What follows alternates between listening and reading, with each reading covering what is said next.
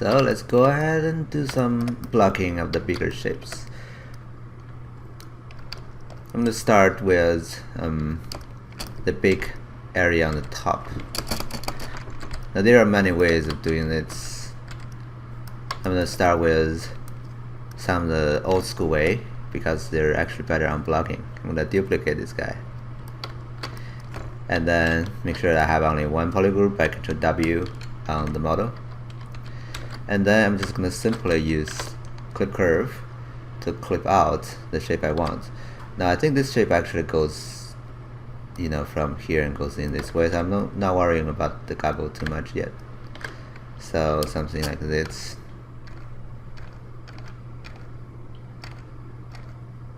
Holding down Alt and cut everything else out. Okay. Now I'm gonna also isolate it and then also cut this out. That's not gonna be very clean sometimes because the clip curve doesn't really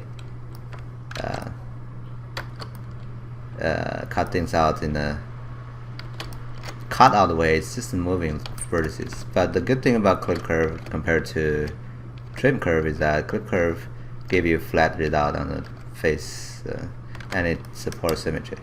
So for those, if I cannot clean these two guys on the side, I'm gonna go for VSI slash curve and then slash it out so that they're having a different polygroup. That way I can Ctrl Shift and click on the middle one and do a delete hidden. That's my custom UI. The actual position will be geometry, modify topology, and then delete hidden. Then I match this guy again. Smooth out. Okay. So that's gonna be one big chunk of it. I'm gonna go give it some more refine on the shape. I can use edge polish to polish it. Now for the smaller detail I was designing on it, I'm not worrying about it too much yet. I can define it later. But let me just smooth this guy out using polish, and I can also use, if I wanted to, go to the old deformation and we can smooth them or polish them. And there's a smooth somewhere. Basically make it nice and smooth. But I think edge polish is actually one of the best tools when it comes to really refine the shape. When you're smoothing, you can use that to push shape in or out. Okay. So I have a big chunk like this created. Now let's talk about some new features we can use in ZBrush to give this guy a little bit more characteristic. Let me actually drag it to make it longer. So I need a few things. I need that, right?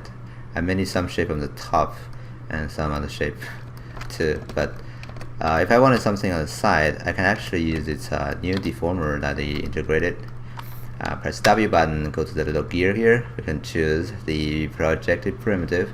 I have to turn off symmetry for some reason. Project primitive, and then there will be a sphere being created and it's booleaning with the model. Right. So I'm going to click on this a red arrow, a red cone, to turn on symmetry, so that way when I drag it out I have two of those balls and drag them over to the side. Okay. And then maybe I can stretch them longer and drag them in a little bit, and then drag that dot to clip in the blending. Okay.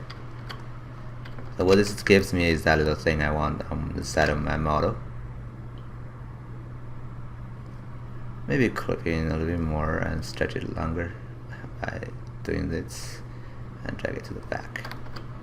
And maybe a little bit smaller. So you can do all kinds of things too. This is like a live boolean in deformers kind of like way. Let me go back to that. Oh, because you cannot actually go out. This is very new to me, so still trying to get a hang of it. So I have this guy now to blend with the model. If you take a look at the topology, it's basically blending those two together. There is some actual blending happening here. The blending amount is being controlled by this guy here, the purple cone. You can make it really harsh or you can make it soft, you know. And you can also change the I think it's the one of the cones is controlling the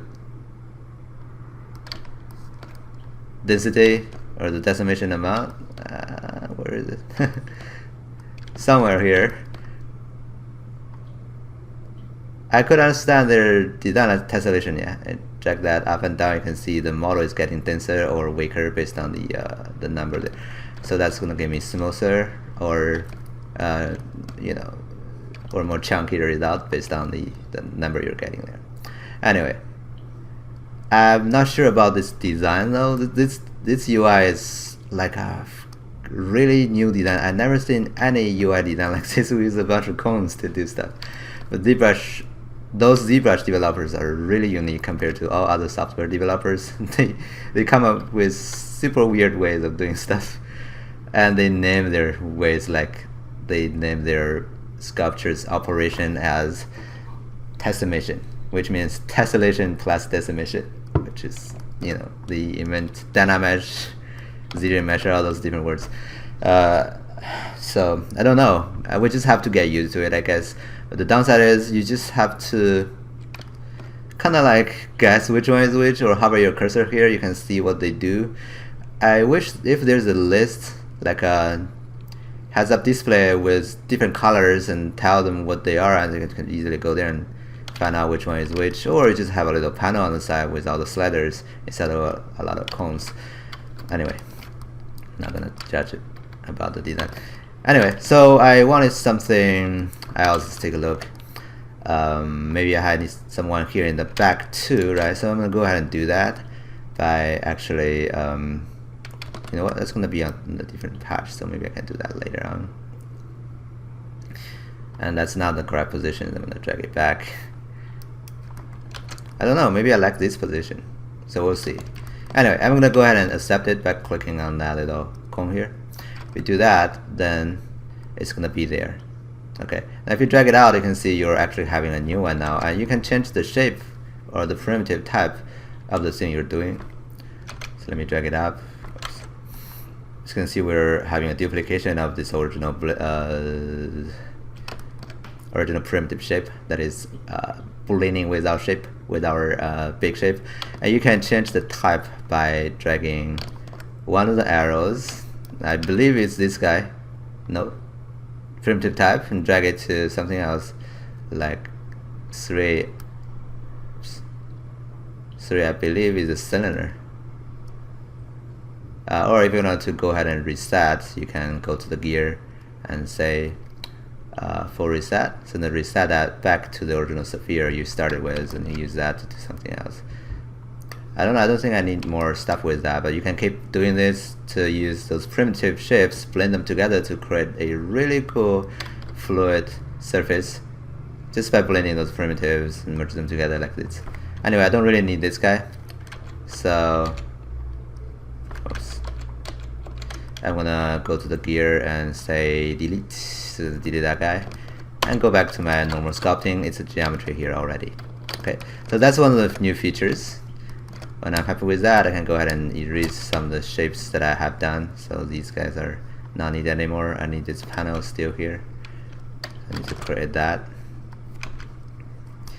I don't need that anymore. So it's basically this process of creating one of the shapes and deleting the original shape on the design, and you start adding new shapes and gradually block it out. So I kind of need another panel on top. Here I need something in front. Okay. Anyway, so I have one of the pieces blocked out. I'm gonna go ahead and do one more here in the next tutorial. Okay, see you next time.